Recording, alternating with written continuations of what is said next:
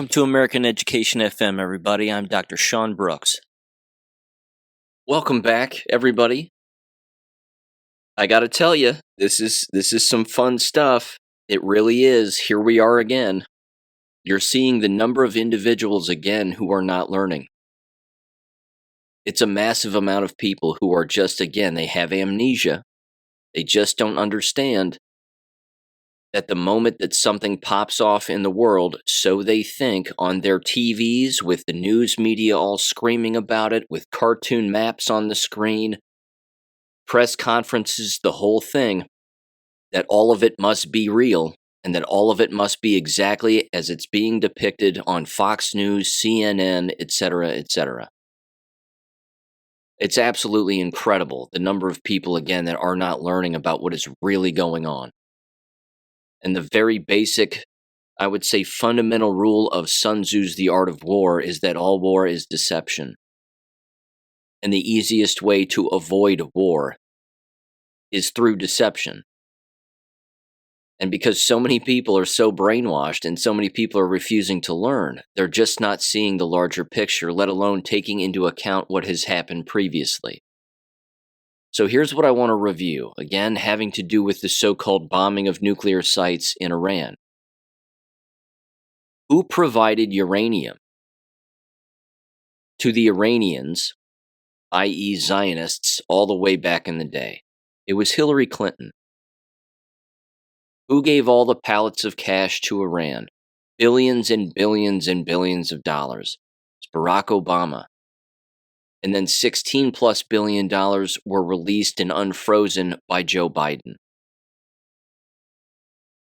There is a difference between Zionist-controlled politicians, or again, crypto Jews and Zionists specifically pretending to be Iranians when they are not, and then controlling particular things in the Middle East to, of course, set up false flags and trick endless people into believing that one nation needs to be bombed into smithereens, only to have Zionist Jews show up and take over that country and completely destroy any singularity or any sense of nationalism within that country. Everything that's going on right now is total deception. It dates back even to the Q post, because we were told in the Q post where the actual hotspots were, where the clown world, clown show, cabal-controlled places, and when we say cabal, we of course mean Zionist-controlled CIA, Mossad, you name it. They had control in Iran, and certainly with their weapons system. Now, I've got a number of different stories here and a number of different takes to read, because this is interesting. But let me start here, just kind of very quickly. Do you remember in Trump's first term when everybody was like, great, we voted for Donald Trump. He's not going to be a pro-war president. We're not going to be dropping bombs. We're going to get our troops out of the Middle East, and we're going to get our troops out of Europe, and that's the way it's going to be, because, again, we want a peacetime president, and we want to, of course, prosper here in America. And then all of a sudden, he drops one massive bomb, a Moab, as they called it. They showed pictures of it on TV. It was this big green bomb. And then they showed the side of a hill in Afghanistan or whatever it was that looked like it was smoldering for a little bit, and then that was it. But it didn't really look like anything had even been hit. And then again, he takes to the airwaves and he basically says, we took out some bad guys in Afghanistan. It had to happen. This is exactly the way that it went down. And what happened back then? Everybody lost their minds. He's going to get us into war. I didn't vote for this. He's going to get us into war again. And all this other stuff. And everybody started panicking again, without just slowing down and saying, wait a minute. You're a citizen. You're just a citizen. You're a person typing on a keyboard. There's no way that an average citizen would understand the depths of what's going on here, let alone what he actually hit at the time, if he hit anything. Or was it just deception? Was it designed to show people what we are actually capable of? Again, even if anything was even hit. Same thing this time. Look at the images of one of these so-called nuclear sites. What does it look like to you? I mean, it doesn't look like anything's even been hit.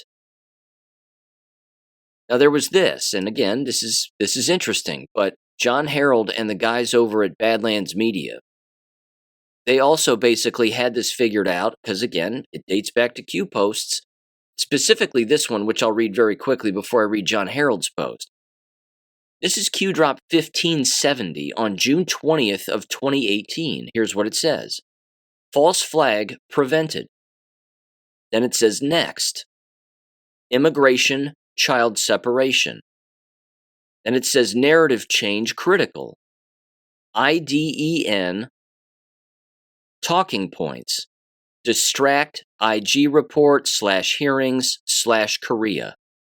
Then it says Iran next. Regime in trouble, people awake, projection, these people are sick, winning, Q. Iran is and was like North Korea, in that it was completely controlled by CIA and Zionists. People were blackmailed, they had guns to their head, you will do what we say or else. And then those strings were cut a long time ago, and those people were removed. But one of the things that's happening is that Benjamin Netanyahu is being exposed right now as being the only forever war person in the entire world. He's the only one wanting it. No one else wants it.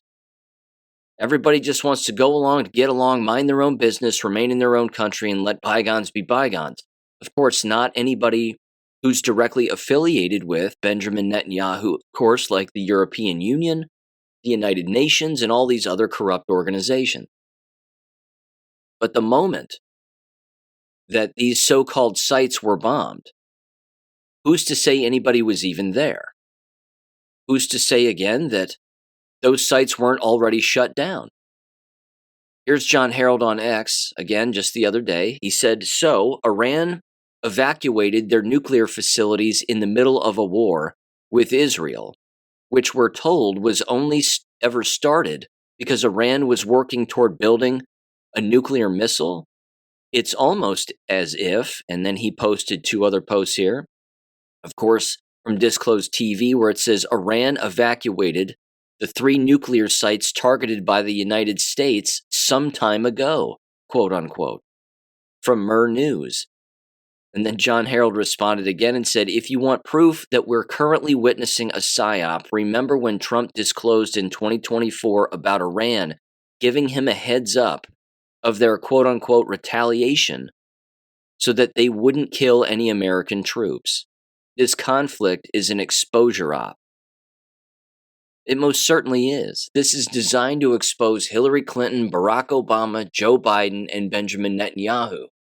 And it's working. It's working among the people that are thinking people. But the people that don't slow down, and you've heard again of the 72-hour rule where it's like, cool out, everybody just cool out, bounce around a little bit, think a little bit, don't start watching Fox News immediately and panicking as you're eating your cereal in the morning, because that's what Fox News wants you to do. They want you to be their lapdog. So don't do that. There's too much evidence showing that Iran was a Zionist state and it had Zionist individuals in it attempting to again create false flags and ramp up war. And again, if they had a nuclear program, if they did, it was a long time ago. And who was funding it? Hillary Clinton, Barack Obama. They were in charge at the time. They were trying to get this ball rolling because they wanted war, a lot of it. And then, of course, they were going to drag us into it. And then with a bunch of soldiers over there in the Middle East getting slaughtered and killed in their forever war, they were going to roll out a vaccination program here in the United States and wipe out the rest of us. All of that got exposed. All of that was destroyed. By Donald Trump telling people that he bombed these so-called nuclear sites, he just stopped a war. started by Zionists and the people who were paying them. And now what does it do? It forces Benjamin Netanyahu's hand to then do what? Well, now he has to go bomb somewhere else. And apparently he's already dropped some bombs on Lebanon. Why? It seems a bit out of place, doesn't it? Do they have nuclear weapons? Is that going to be the next thing that Benjamin Netanyahu says, is that Lebanon has nuclear weapons and so does Turkey and so does Egypt, and we just have to bomb all these places and blah, blah, blah? Again, he's so stupid that Benjamin Netanyahu has to support Donald Trump in anything that Trump does, because he has to bend it to make it look like it's fitting his own narrative. When in fact, the real thing that's going on is Benjamin Netanyahu's strings have been cut as far as him having any control over other Zionists that did exist in the entire region, because those people have been killed. They're gone. And if there are a few remaining, they don't have any power left anymore. It's all fun stuff, but it's only fun for people who understand warfare and deception. If they don't understand it and they can't grasp it, then it's going to be difficult for them. But again, this is also the unfortunate part, which I mentioned at the very beginning of this, is that this is when all of the Zion Don, well, I didn't vote for this, and we told you he was a Jewish puppet and all this other stuff. This is exactly where all those people come out yet again, out of the woodwork. The people who even voted for him, the people who are on the far right, whatever you want to call it. Even those individuals, again, come out of the woodwork and find themselves saying the same thing over and over and over again. And I understand that people would say the same thing about me. They'd say, well, Sean, you're carrying water for him, and you believe the entire Q psy-op and all this other stuff, and it's just a big Jewish trick, and you're a fool and blah, blah, blah. I don't care about any of that. I understand that the criticism goes every way. I understand it's a 5-lane highway, 6-lane highway, and it goes both ways. I fully get it. But the people doing the most criticizing are the ones who don't read. They're the ones that don't think. They're just the ones that react. And as I've said before, if things are so miserable all the time and you're constantly disappointed and you can't vote your way out of anything, well, then go pick up a gun and do something. But they won't. Because they'd just, again, rather make a meme about it, I suppose. Or people could learn about things like this. Let me give you another Q post.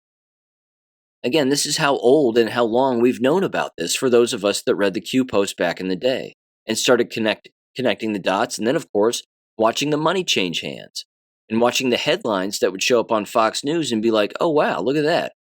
Turns out they are just basically a Zionist state that has cabal control in the whole thing. This was from March 8th of 2018, and Q said the following here. This, again, was back when Donald Trump was leaving North Korea, after, again, being the first person to visit. Why do you think the bad guys didn't want him to go to North Korea? Because that's where the bad guys were. They were controlling North Korea. What if Donald Trump goes to Iran next? What if he takes a trip over there, shakes a few hands, smiles? He basically did it in his last Middle Eastern speech, did he not? Maybe he told all those people, hey, here's what we're going to do. Don't leak it to anybody. Because we're going to draw Netanyahu out, and we're going to show everybody around the world who he is. So let us just play this little war game real quick. And they were all like, yeah, man, no problem. We don't want war. We just want to make money, live our lives, pray to whatever God we believe in, and let bygones be bygones. But the Q post said, thank you, Kim. Deal made. Clowns out. Strings cut. We took control. Iran next. Q. That was 7 years ago. So we've known this. But the people, again, who just scream and shout and yell and do whatever they do, they don't know. Because they haven't known. We've known this long. Again, they're like, I mean, it's how do I categorize this? It's proof that the brainwashing works and that it's not difficult to slide right back into the matrix in the blink of an eye. That's why you have everybody again screaming at the top of their lungs on all sides of the political spectrum, I didn't vote for this. This isn't what I voted for. Okay, you don't know what you voted for. And you don't know what's going on, and apparently, again, these people don't understand how warfare works. It's deception. That's the point. I can draw a cartoon map of Iran with an emoji of an explosion over top of a location, and you'll fucking believe it. That's all. I mean, that right there is all Fox News has to do. Fox News has to be given a map of Iran with some fire emojis on it and told by somebody way above Fox News, even again from the military, who is engaging again in deception when it comes to the media, because they know that the media is the enemy of the people. They get to hand them an image like that, and Fox News will put it up because they'll brag about who they got it from. We just got this from the Pentagon, and this is exactly where they hit, and this is exactly what they said happened, and we will believe them and then tell everybody, and then they will believe us. It's way more complex because it has to be. But the complexity of it isn't anybody's business, really. Is it? This entire operation wasn't even leaked to anybody. Any so-called bombing that took place wasn't even leaked. If it even happened. I mean, we allegedly had bombers going over from Missouri, as the story goes, bombing these places and then immediately turning around and flying back to America, and everybody's fine. Here's what Brian Cates said. This, again, was a post on greatawakening.win, but it said the following. It was titled, Brian Cates with some points to ponder on the Iranian strike. He said, quote, if it is true all 3 nuclear sites had been evacuated in advance, then however long the sites were evacuated, that's how long Iran's nuclear weapons program was effectively shut down. Did Trump tip them off? Did Iran let the planes hit? Was this a coordinated sacrifice of the nuclear program? If so, isn't that a sign Iran's strings to the globalist cult, Zionists, were already cut? Because the globalist cult would never have agreed to such a sacrifice. Exactly. Which means Netanyahu's only position is what? He's not going to tell people what he's really involved in. People have to be shown what he's involved in. And he's being drug out into the sunlight on a day in and day out basis as a guy who just wants to bomb the shit out of everything, all of the time. He's a murderer. But in order to change everybody's mind about Israel and about Zionism and expose this, even for, again, the most basic of thinkers, this is exactly how this has to get done. There was this other post here on greatawakening.win also, and it was titled, Just a Reminder of the 72-Hour Rule Regarding Today's Bombing. It said, quote, people all over my social media are flipping out about Trump being Zion Don now. Or again, for that matter, because this is their only defense. Again, this is what happens when people can't think and they don't connect dots. They just revert back to an emotion. And it's pathetic. Again, these people out themselves all of the time. It says it was a bombing. It was a bombing, not troops on the ground. Let it play out. Relax a bit. Trump has always been for peace and has track record for it. Sometimes you got to flex a little muscle, though. I am definitely one of the most anti-Israel people on this site, and I am not flipping out. Don't go apeshit about this and make yourself a fool. My friends in real life are being completely retarded right now. My wife is worried about World War III now. I am trying to calm them down, unquote. Yeah. I'm cool as a cucumber, too. This doesn't bother me. I know exactly what they're doing by and large. And I certainly have a pretty good idea, again, how warfare operates. Speaking of that, let me read you a little excerpt from this new book I got. Not really new, of course, but rather important, and I'm going to enjoy the hell out of this one.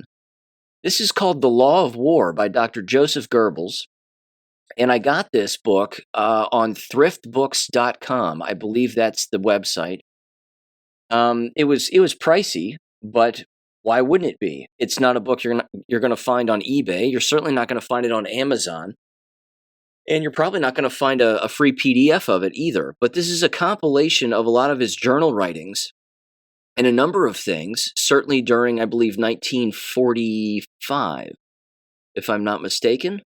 Anyway, in chapter 9, I just want to read you the first paragraph here of this chapter. It's on page 64, and it's called The Eternal War. Here's what it says, quote, this is what he wrote.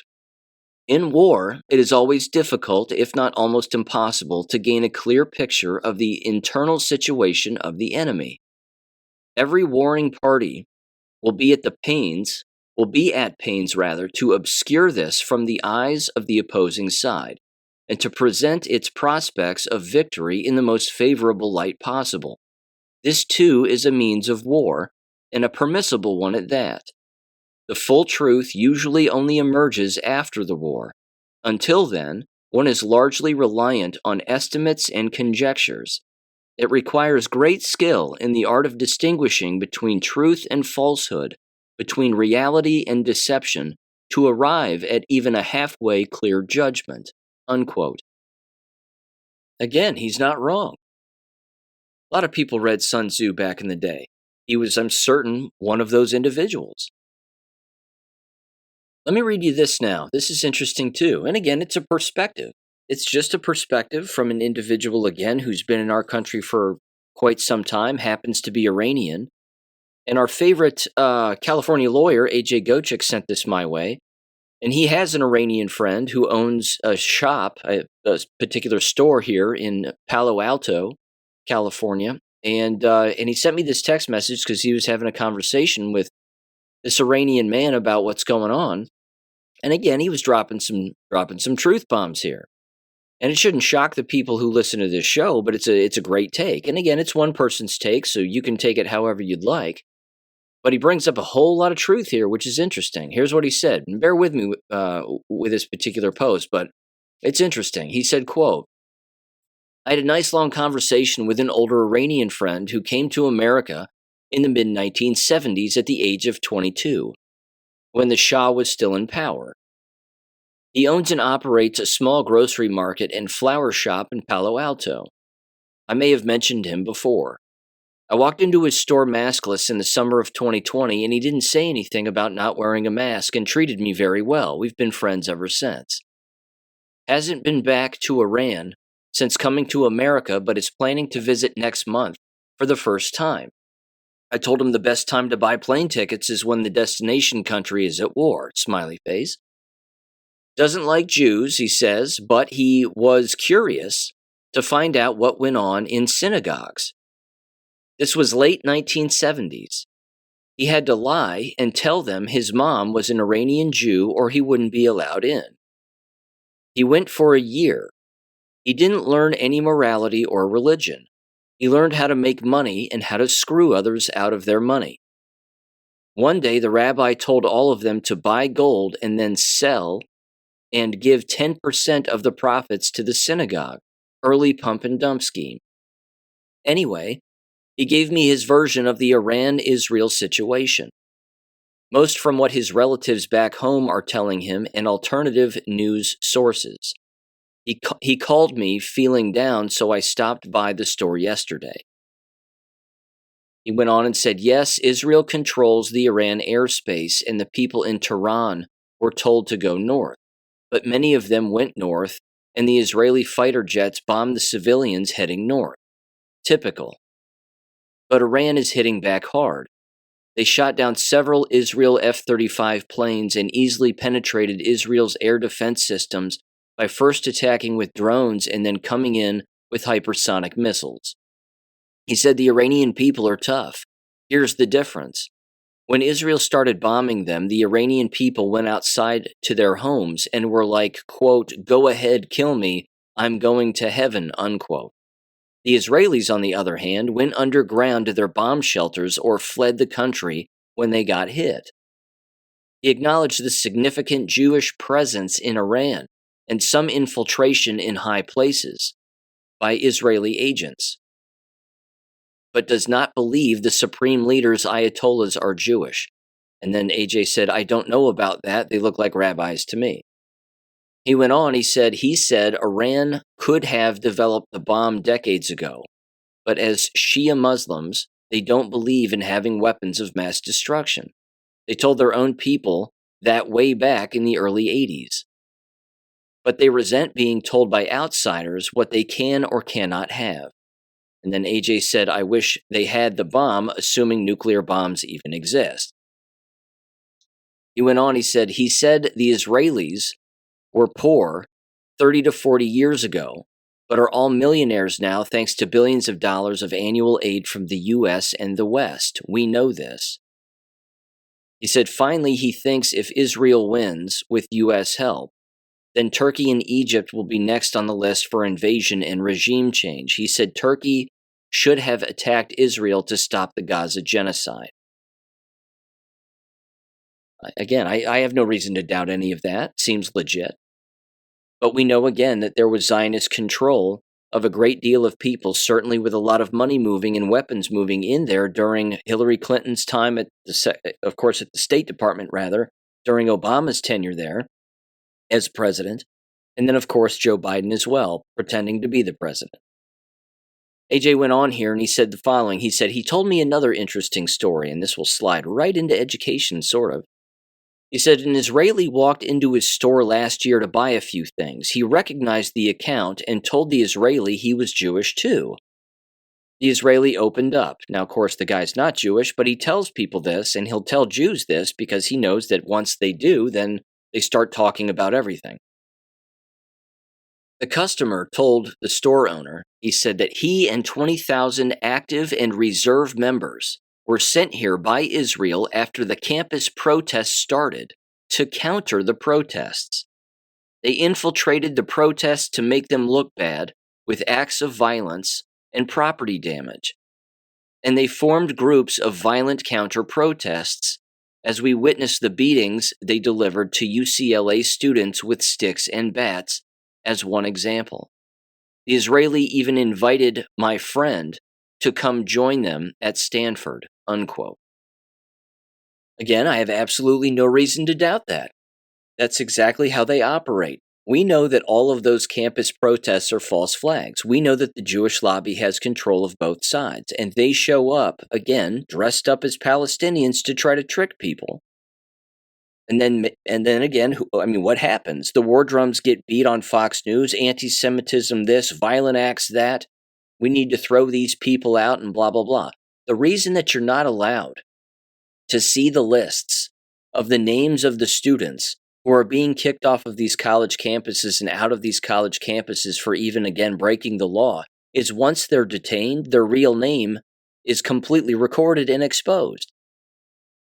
And I would venture to guess, again, he just said 20,000, that 20,000 Israelis infiltrated these college campuses to stir up trouble and make it, again, look like it was pro-Palestinian stirring up trouble.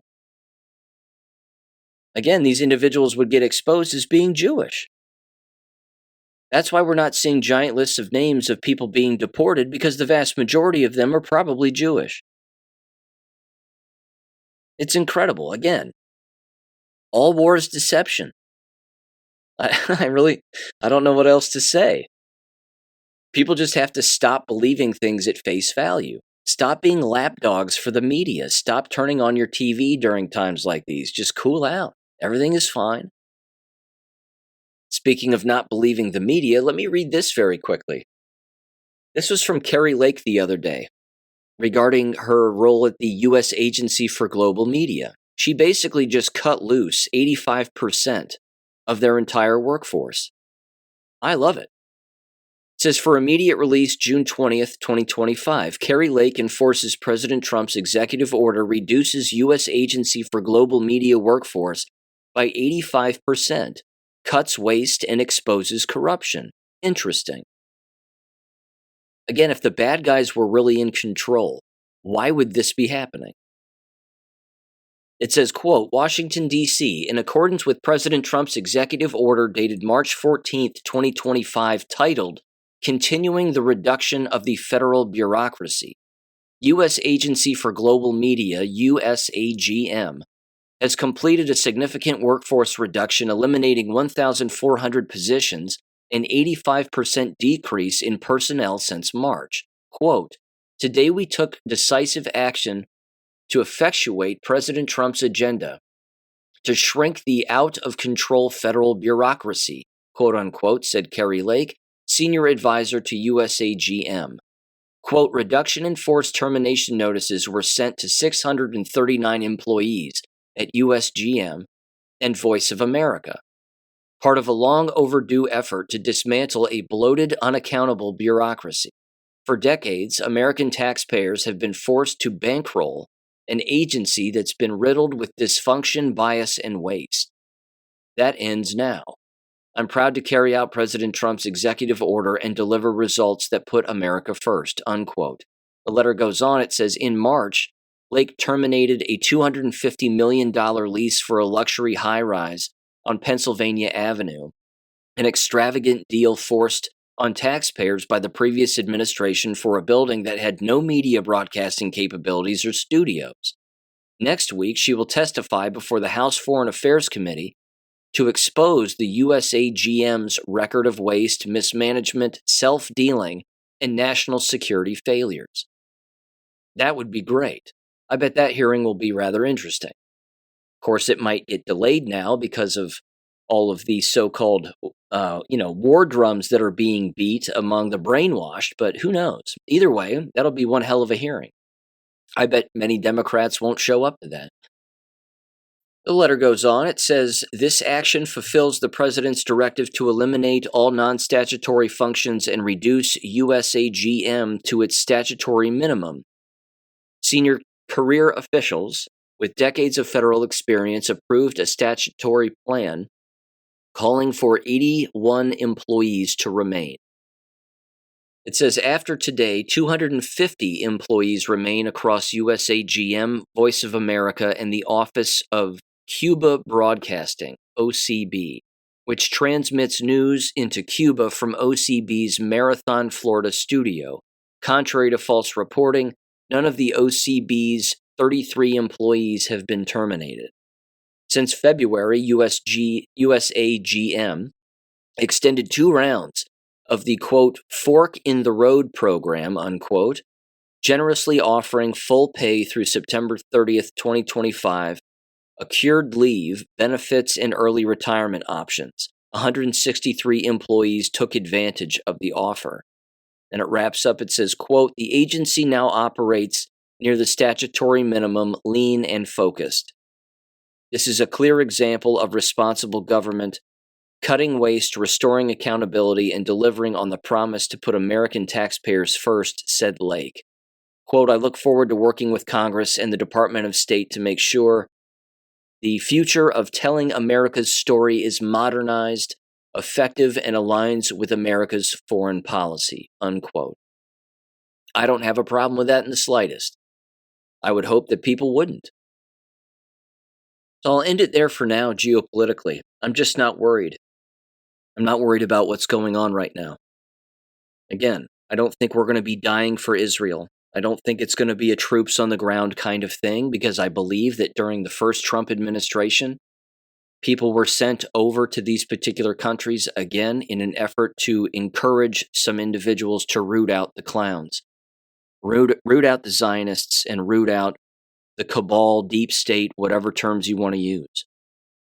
I think that's already happened. And I think we're watching this again play out as a show to some extent. China says, bombing Iran was terrible. Russia says, we're going to defend Iran no matter what. Well, what if China and Russia are our allies? I think it's pretty clear that they are, but they have to take a posture as if they're not from time to time. All war's deception. So, yeah. My tip, just don't be a lapdog for all the screaming people on Fox News or anywhere else. They don't know what's going on.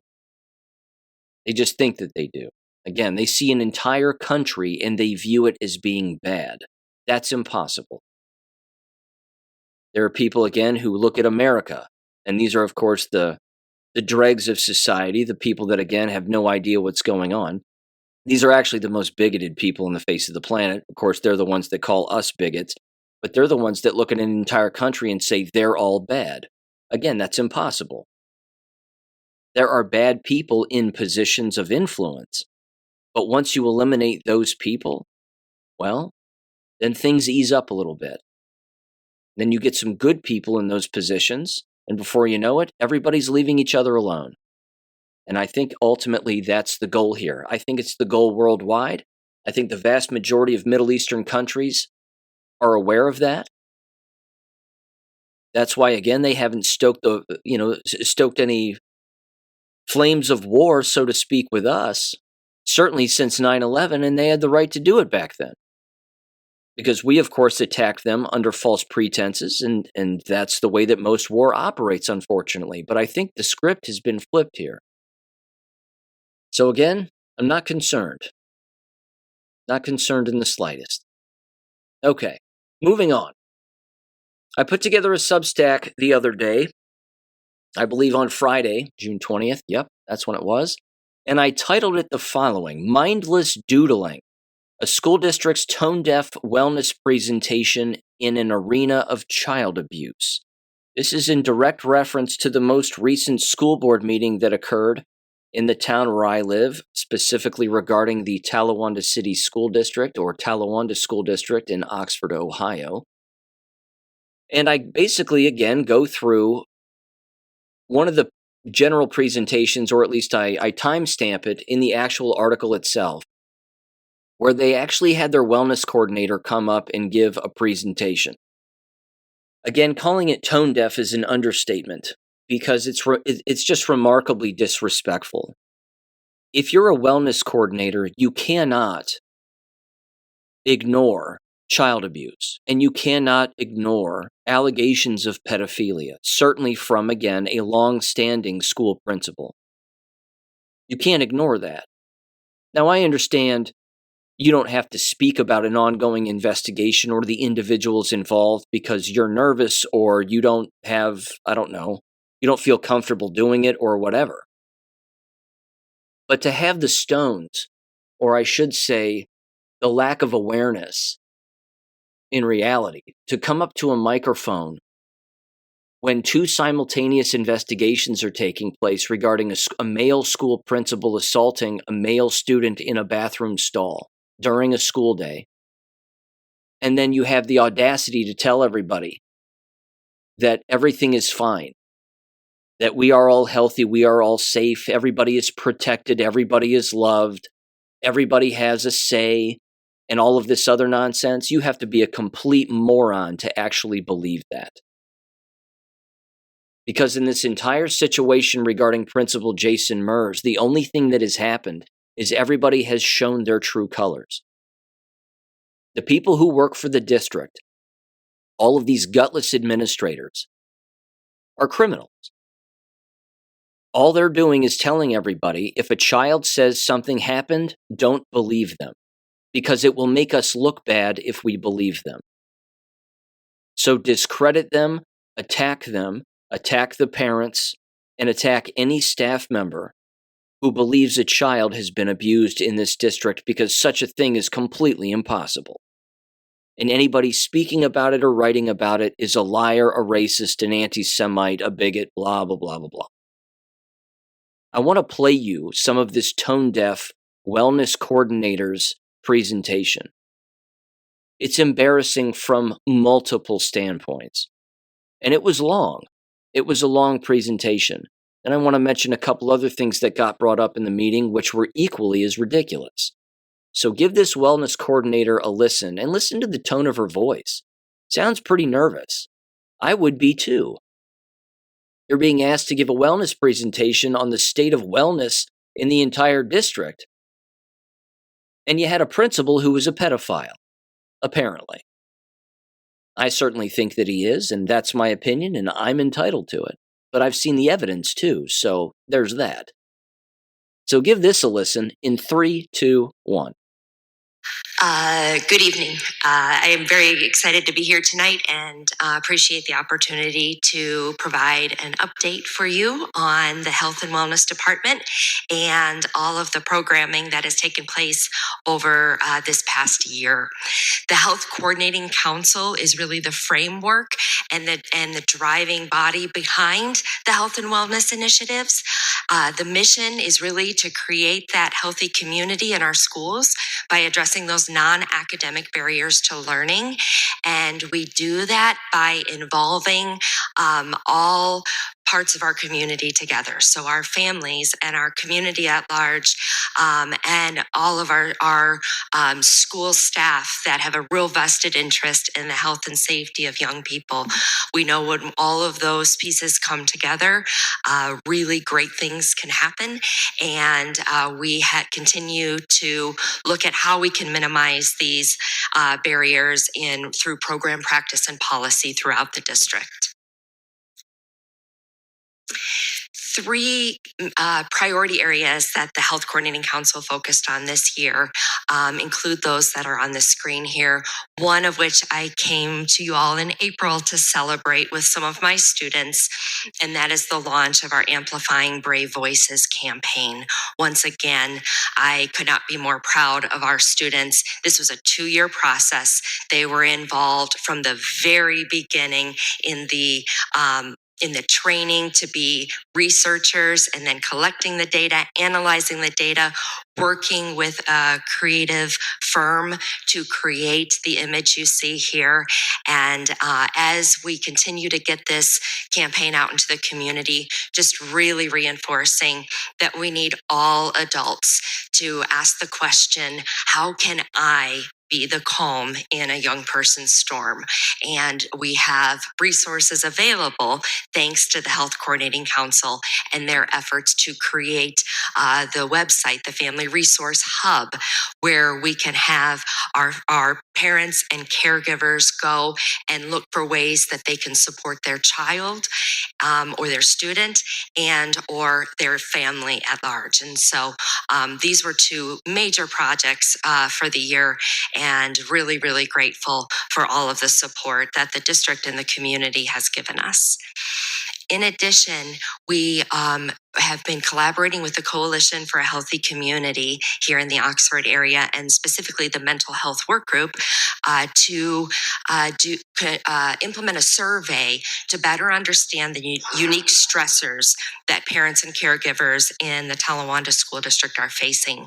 This comes based upon the former Surgeon General's report that parents and caregivers in the United States are experiencing very high levels of stress, and really outlining the key areas. And so the Health Coordinating Council has partnered with the coalition, and we launched a survey at the Fresh Air Fair back in May, and we will continue to collect data and partner with the coalition to look at the data and decide what type of programming is needed in response to these stressors that our parents and caregivers are sharing with us.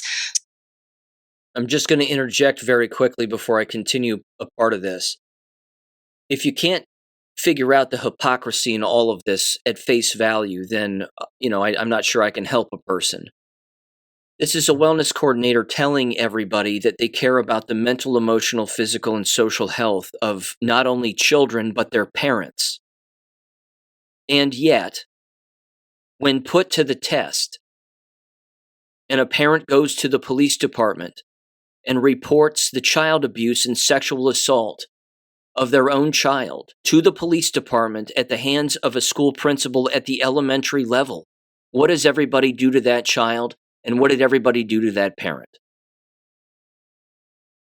They got quiet, number one, which is the exact opposite of what you're supposed to do. And then they lied about it. And then they attacked the parent online. And they attacked the child online. Not just other parents, but actual school employees. That was their default setting. The kid's lying, the mother's crazy, this didn't happen, I know Principal Mers and he's a great person, he'd never do this, blah, blah, blah, blah, blah. It's the exact opposite of what this entire wellness presentation is gaslighting people into believing how much they so-called care about everybody. Tone deaf doesn't even begin to describe it. I'm going to play a little more here. 2 more sections, actually. The next section, you're going to hear about all the people who donate to, again, this entire wellness coalition, whatever. And as you would expect, it's all of these hospital associations.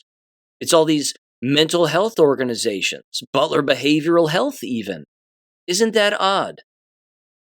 That again, when child abuse is exposed, everybody just starts blaming the abused, and they take the side of the abuser. Certainly schools do. Look at the way that Talawanda behaved during this entire situation and continues to behave. I'll continue here in 3, 2, 1.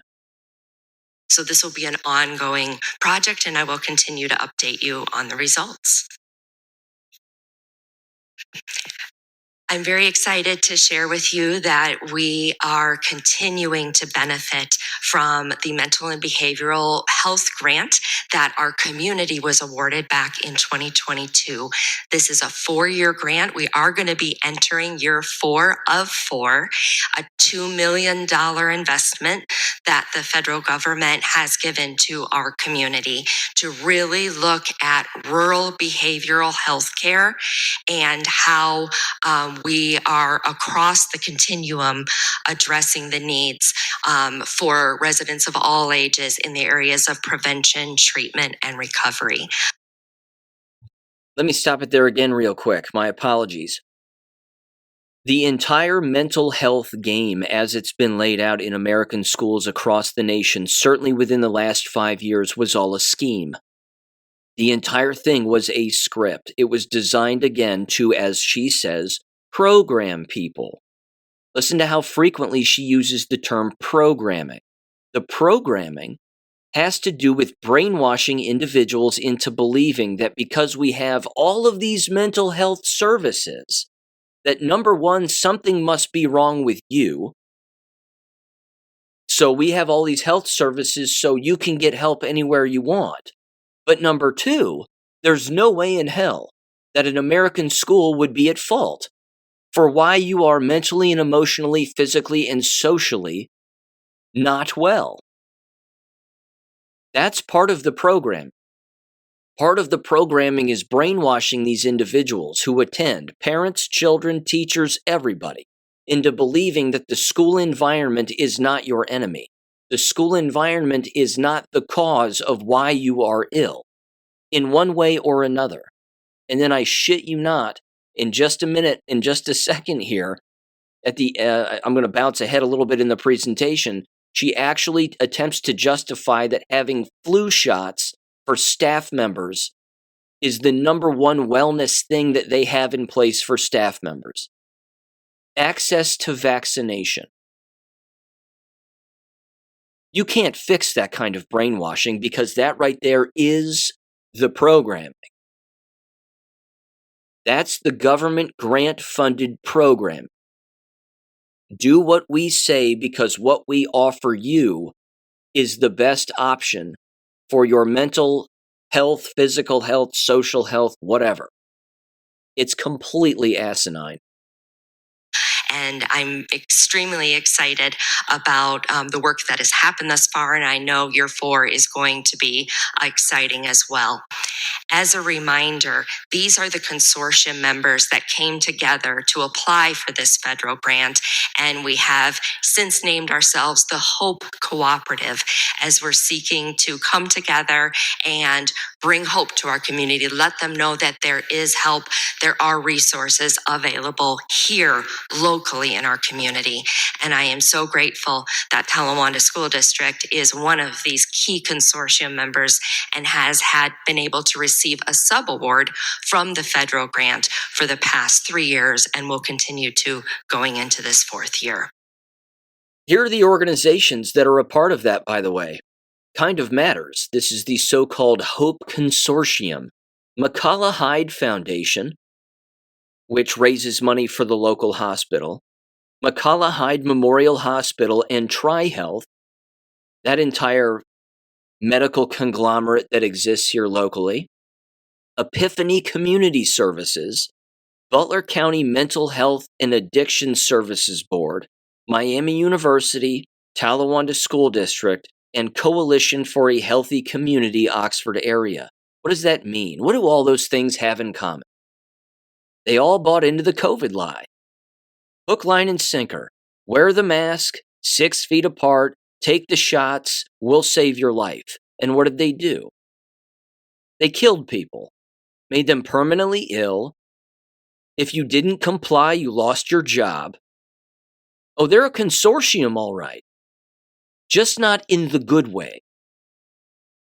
But she's grateful for all of this, again, community organizing and everybody working together. You couldn't be more brainwashed, rather, if you wanted to be. You couldn't be. Anybody who trusts a hospital, a university, or an American school, let alone a mental health or addiction services board at this stage of the game, has lost their mind. Now she gets into 2 other things, which is super rich. Investments in healthy students, and then, of course, they talk up social emotional learning. They talk up all this other nonsense, breakfast clubs, game playing, and blah, blah, blah. And then they get into employee wellness. And this is the part I want to play now, because this is awful. Again, this is how they keep their staff members well. Give this a listen in 3, 2, 1. Employee wellness, that is another critical part. We know if we have healthy staff, that definitely affects the health of our students. So through the Butler Health Plan grant that we receive, we are able to offer some supports for our students, including Zentangle this year, which was a new one, the most popular program we have ever put on, offering it both in person and virtually. And it's a mindful doodling type class, I would say. And the staff feedback was tremendous. And so I'm hoping we can do this again. In addition, through the HRSA grant, we are going to be able to provide wellness carts for employees in each of our buildings so that they have some wellness tools for breaks during the day and other ways that the buildings might use those carts and those tools. So I'm excited to bring those to the buildings in the fall. Last but not least, heading on into next year, very, very excited about the PAX Good Behavior game becoming an environmental strategy across all 3 elementary schools. I think the consistency of language and the understanding that then all the students go to the middle school together with that same language is going to be really, really important in teaching our students the very important skills of self-regulation. Sources of Strength and QPR are mental health programs that our students asked for, and they presented to the high school staff and said, can we please have these? And the high school staff said yes. And then the middle school said, well, we want them too. And so we are grateful to the One Ohio Recovery Foundation that we received a grant in partnership with the Butler County Family and Children First Council to be able to bring these programs to our schools starting in September. Ladies and gentlemen, you can't fix this. This cannot be reformed. This cannot be rewritten. There's nothing that can be done about this. You have to fire people, and you have to start from scratch. You have to burn the whole thing to the ground and start over. It's too thick. They have too many useful idiots from a communist standpoint in positions like that, where she actually believes the words that are coming out of her mouth. Because if she knew the truth, she would have a complete and utter mental breakdown. Listen to the tone of her voice. Does she sound stable to anybody? I've met the woman. Trust me, she's not stable. She's a tool. Her salary is based on a grant. All of those programs that she was referencing, which are designed to brainwash children and brainwash the teachers who then brainwash children are all grant associated and grant funded, which means they have to be done, or else they don't get the money. And your wellness coordinator loses her job because the district doesn't pay her. The government does. The PAC's good behavior game, again, is social brainwashing. It's social engineering. It is designed to use communistic language from one age group to the next and just mold these individuals, these children, into saying the exact same thing at the exact same time. Now, thank God for Jesus, because he can actually break through a lot of that bullshit, and he does with a lot of these children. But this right here is part of the mental breakdown that they experience at the middle school and high school level, is they realize that all of that game playing didn't teach them anything, that all of this word social engineering doesn't teach them anything. It destroys them, because it is not the real world. It's not how you solve problems.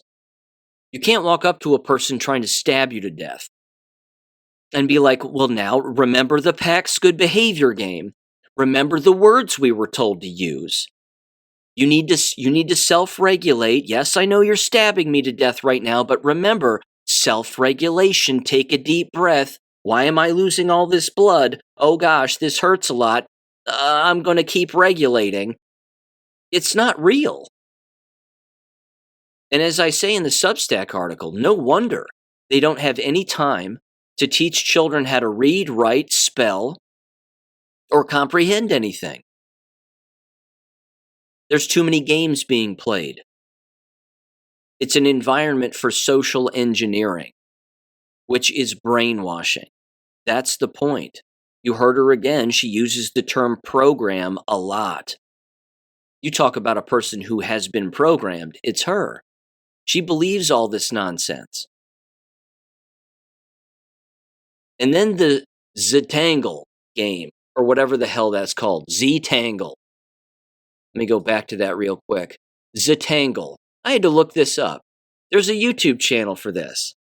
They consider this again to be a healthy activity for staff members to participate in during professional development days, where they pull out a piece of paper and step by step, in good social engineering, brainwashing fashion, you get them to all draw the same line on the same piece of paper at the same time, and it's supposed to calm all of them.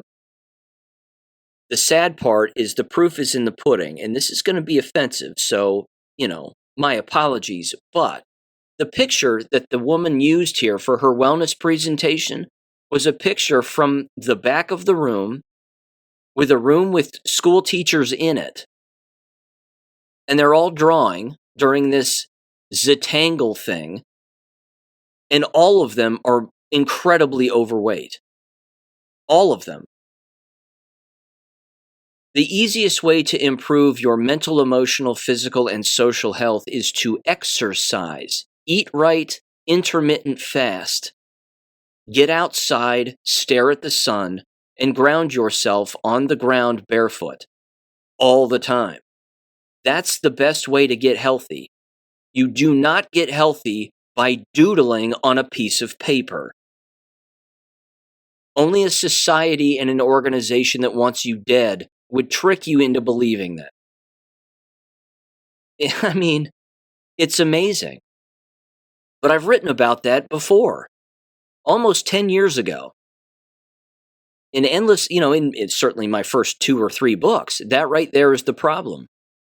The mental, emotional, physical, and social health of the teachers who work in this business is awful. Because look what the business does to them, and they don't even know that the business is doing this to them. When I taught school, the only reason I lasted 9 years was because I exercised daily. I changed any bad habit I had, got rid of it, and exercised constantly. Ate right, intermittent fasted, went outside all the time. It wasn't because of professional development I received through the district. It wasn't because I was doodling on a piece of paper because the system told me to. Their literal solution, I suppose, for the lack of wellness is for you to just engage in more communistic brainwashing activities. But remember, if you challenge them on that, their default setting is to tell you that you're wrong. Well, you've never done it, Sean, so you don't know. Well, you've never done a push-up or a sit-up, so you don't know either. See, that road goes both ways. This is the state of affairs in the entire business. It can't be fixed. It can't be reformed. It has to collapse. Let me finish with this quotation that I rounded out the Substack article with. I said, in the words of Carlo M. Cipolla, in his book titled The Basic Laws of Human Stupidity, quote, in a country which is moving downhill, the fraction of stupid people is relatively constant. However, in the remaining population, one notices among those in power an alarming proliferation of the bandits with overtones of stupidity, and among those not in power, an equally alarming growth in the number of helpless individuals. Such change in the composition of the non-stupid population inevitably strengthens the destructive power of the stupid fraction and makes decline a certainty, and the country goes to hell, unquote. Thomas Sowell figured this out a long time ago. He proved it with numbers. He proved it with studies that have already existed. That until the business is destroyed and remade to where it's actually calling upon the highest common denominator to do the instructing, until that happens, it will continuously decline. Again, I know that sounds insulting. I'm not saying that the dumbest people on earth work in that business. That's not what I'm saying. I'm saying that the vast majority of the people who work in the business are not the sharpest knives. There is a fraction of the people in the business, again, who remain in the business and work their tails off to make things work as best that they can and remain healthy throughout. However, the healthiest leave. Because in the entire, again, atmosphere of trying to control something, you realize that in the environment of American education, there is nothing you can control. There are too many hands in that cookie jar. By the time you get a chance to even pull your hand out, you're barely grabbing a crumb, let alone a piece of dust of a cookie. There's just nothing for you anymore. But it's purposefully designed to be that way, and that's the part that's hard for people to understand. Ladies and gentlemen, thank you for listening as always. I'll catch you on Wednesday. Peace. Thank you for listening to American Education FM. Make sure and check out AmericanEducationFM.com for more information. Take care and God bless.